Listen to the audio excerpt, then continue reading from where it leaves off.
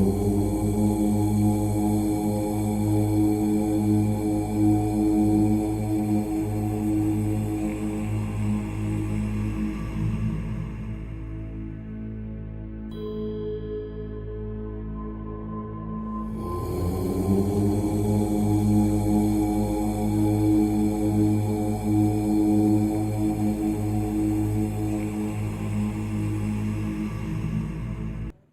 Guys, welcome to नज़रगुड exploring boys के अंदर आपका स्वागत है।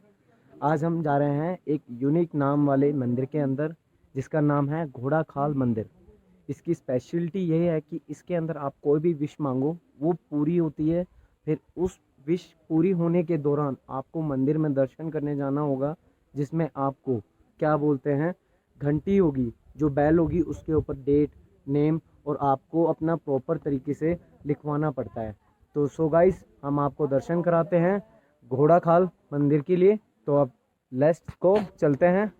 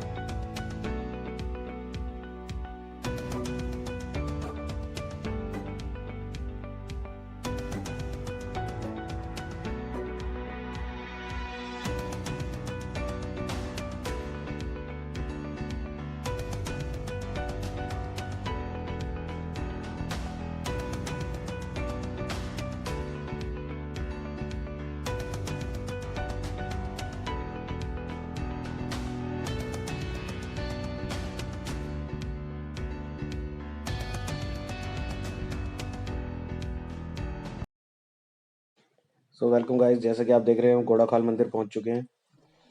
घोड़ा खाल मंदिर का जो शाब्दिक अर्थ है वो होता है घोड़ों के लिए पानी का एक तालाब। ठीक है जी, जहाँ पर घोड़े जो है आके पानी पी सके उसको घोड़ा खाल कहा जाता है। ये इस मंदिर को घंटी वाला मंदिर भी कहा जाता है। ये बहुत एक छोटा सा सुंदर पहाड़ी क्षेत्र है, जैसा कि अब हम आपको दिखाई रहे हैं। जैसा कि आप देख रहे हैं सामने ये सीढ़ियाँ बनी हुई हैं और यहाँ पे घंटियाँ बहुत है। कहा जाता है कि इस मंदिर के अंदर तकरीबन 1 करोड़ घंटियाँ हैं।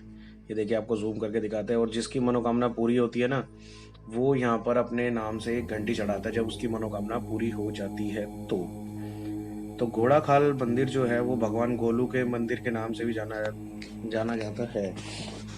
और कहा जाता है कि नवरात्रे के समय में यहाँ पर अत्यधिक मात्रा में भीड़ होती है। और ये जैसे कि आप देख रहे हैं, देखिए पिलरों के ऊपर भी इतनी सारी घंटियाँ, क्योंकि यहाँ पर आपको हर तरफ घंटियाँ ही घंटियाँ दिखेंगी। जैसा कि मैंने भी आपको बताया, ये सब आस्था का प्रतीक है भगवान गोलू के प्रति जो लोगों की है। और कहा जाता है कि भगवान गोलू जो हैं, उनका जो जन्म था वो भी रहस्यों से भरपूर था। तो यहाँ के एक राजा होते थे, जो कि उन राजाओं के पास में 7 रानियाँ थी पहले। तो उनको कोई भी संतान नहीं थी। तो भगवान ने उनको दर्शन दिए, तो उन्होंने कहा कि आप 8वां विवाह करिए और आपके 8वें विवाह के पश्चात आपकी जो 8वीं पत्नी होगी उसके गर्भ से मैं जन्म लूँगा। तो राजा ने ऐसा ही किया और जब ऐसा हुआ तो ये वास्तव में सत्य भी हुआ, जैसा कि भगवान ने उन्हें कहा था कि मैं आपके 8वीं बीवी के गर्भ से ही जन्म लूँगा। तो ये सत्य भी हुआ। और यह देख के उनकी जो 7 रानियाँ थी वो इस बात से चिढ़ गई।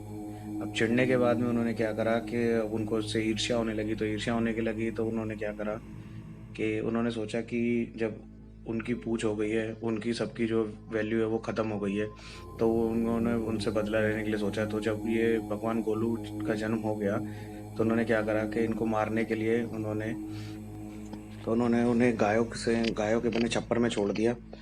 लेकिन उन्होंने सोचा कि रात को उनको छोड़ दिया तो उन्होंने सोचा कि अब ये सुबह तक तो ये मर जाएंगे गाय के खुरों के नीचे आके, गाय भैंस के खुरों के नीचे आके। लेकिन जब सुबह उठ के जब 7 रानी उनको देखने के लिए गई तो क्या देखती हैं कि गाय अपने थन से उनको दूध पिला रही हैं। तो ये चमत्कार देख के उनको बहुत ही आश्चर्य हुआ कि ये सब क्या है।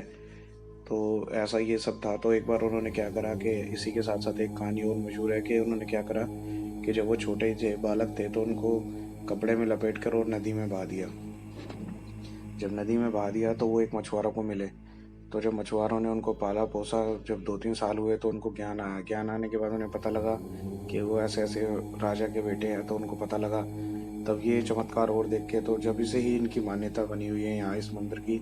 और कहते हैं कि यहाँ पर कोई भी मन्नत आप मांगो तो सच्चे दिल से पूरी होती है। और अगर कहते हैं कि इस मंदिर के अंदर कोई शादी करता है या इस मंदिर के अंदर कोई शादी होती है तो उनकी जोड़ी सातों जन्म के लिए बनी रहती है, ऐसा यहाँ के लोगों का मानना है। और ये जो मंदिर है ये नैनीताल से 14 किलोमीटर दूर है, एक छोटी सी पहाड़ी के ऊपर है और ये समुद्र तल से लगभग 2000 मीटर की ऊंचाई पर स्थित है। आने के लिए रोड बहुत ही अच्छा है, यहाँ पे कोई ऐसी दिक्कत नहीं है। और आप किसी से पूछ भी सकते हैं, घोड़ा खाल मंदिर के नाम से नहीं जानेंगे यहाँ पर लोग आपको। तो आप पूछ लीजिए घंटी वाला मंदिर, ये घंटी वाला मंदिर भी मशहूर है। आप देखेंगे तो यहाँ पे लोगों की श्रद्धा बहुत ज़्यादा है, बहुत ज़्यादा श्रद्धा है। अभी आपको दिखाते हैं, जैसे अभी हम पंडित जी से बात करें तो पंडित जी ने बताया हमारे को, पंडित जी ने यहाँ के किस्से सुनाए और बताया कि यहाँ नवरात्रों में बहुत बड़ा मेला लगता है। तो मेले के अंदर में हज़ारों लोग आते हैं यहाँ पर और कहते हैं कि यहाँ पर पैर रखने की भी जगह नहीं होती, इतनी ज़्यादा यहाँ पर भीड़ होती है। तो पंडित जी ने हमारे को बहुत सी चीज़ें बताई और पंडित जी ने ये भी बताया कि यहाँ पर हर प्रकार का लोग बाग आते हैं, देश से ही नहीं विदेशों से भी बहुत लोग आते हैं और लंबी लंबी दूरियां तय करते हैं, क्योंकि आस्था के आगे दूरी तो कोई मैटर ही नहीं करती ना। तो हमने भी यहाँ पर एक अपनी आस्था करी है, भगवान से दुआ करी है, भगवान ऐसे ही आप लोगों में प्यार देते रहें, हमारा चैनल चलता रहे ताकि हम आप लोगों को ऐसी अच्छी अच्छी जगह के दर्शन कराएं। तो इन्होंने बताया पुजारी जी ने कि यहाँ पर जो है इस मंदिर के अंदर में कहते हैं कि एक स्त्री थी जिनका मायका यहाँ भीमताल के पास ही था। तो उनके घर वाले उनको बहुत ही दुखी करते थे। तो उन्होंने आके भगवान से कहा कि आप मेरे साथ चलिए।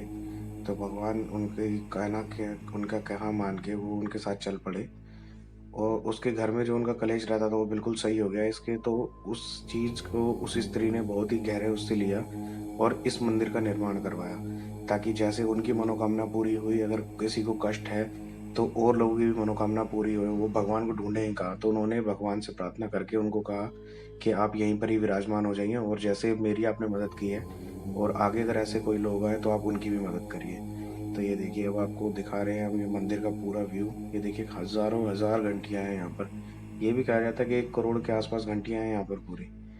और विश मांग ली है हमने यहाँ पे, देखते हैं कि कैसे क्या होता है। और अब ये जैसे हम मंदिर के एंड में पहुँच रहे हैं, देखिए अब आपको काली माता के दर्शन कराते हैं। बहुत ही सुंदर मूर्ति थी, कसम से कह रहा हूँ भाई, जितनी यात्रा की थकान थी ना भाई, मज़ा आ गया भाई। और भाई लोगों, अब आप देख ही रहे हैं आपके लिए कितनी मेहनत कर रहे हैं हम। ये देखिए आप लोगों के लिए दर्शन करवाए हैं माता रानी के।